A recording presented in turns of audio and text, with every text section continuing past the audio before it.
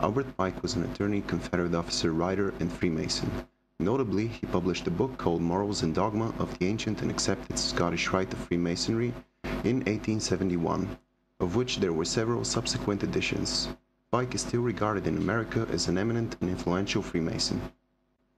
He is also believed by many to be an influential member of a secret society called the Illuminati.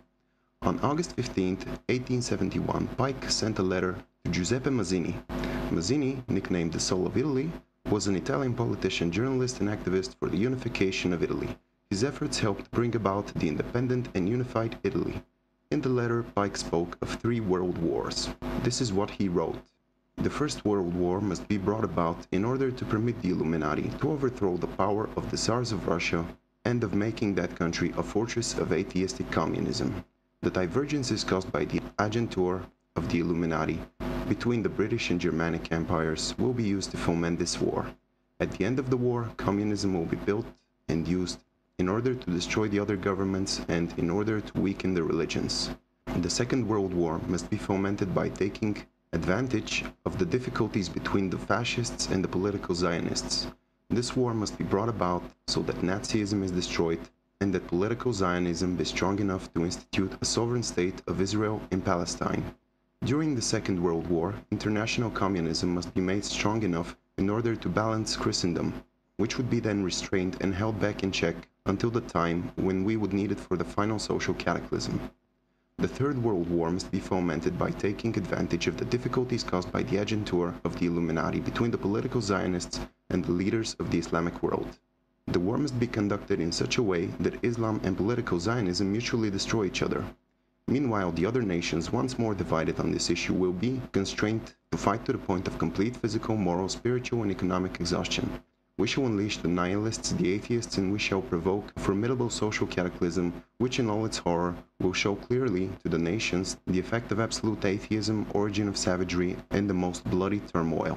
Then everywhere the citizens obliged to defend themselves against the world minority of revolutionaries will exterminate those destroyers of civilization and the multitude disillusioned with Christianity, whose deistic spirits will from that moment be without compass and direction, anxious for an ideal but without knowing where to render its adoration, will receive the true light through the universal manifestation of the pure doctrine of Lucifer, brought finally out in the public view. The manifestation will result from a general reactionary movement, which will follow the destruction of Christianity and atheism, both conquered and exterminated at the same time. In recent events, we see the increasing threat of war with Syria and Iran. With the recent report by the IAEA claiming Iran is building nukes, the situation very much resembles the beginning of the Iraq War. As for Syria, it probably will go the way of Libya, a humanitarian war with at least 150,000 casualties. Both Syria and Iran have their strongest relations with Russia and China.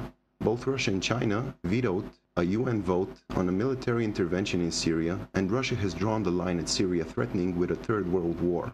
The situation is made worse by the NATO deployment of a missile defense shield on the borders of Russia, which could easily be used to knock out Russia's nuclear defenses. The latest attack by Hillary Clinton on the Russian elections and the feeble attempts to start an Arab Spring in Russia show the disparity of the West. Even if you don't believe in God and the Bible, you must understand that the Illuminati do, and they want to fulfill the prophecies of the end of the world.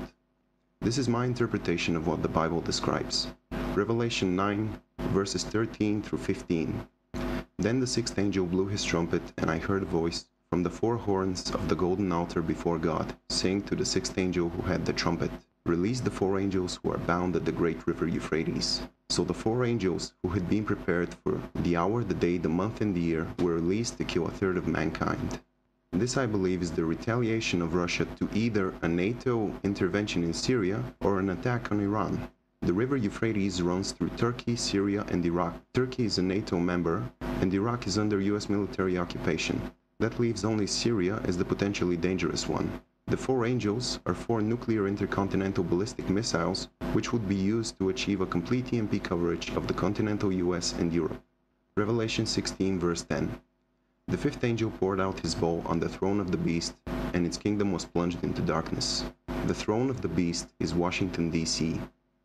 Isaiah 17, verses 1 through 3.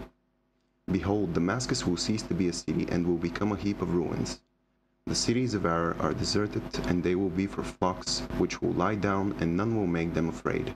The fortress will disappear from Ephraim, and the kingdom of Damascus, and the remnant of Syria will be like the glory of the children of Israel, declares the Lord of hosts. This describes Israel's nuclear reaction to the ICBM launch from Syria. What follows is the popular Magog invasion, where it's widely accepted that Magog is Russia.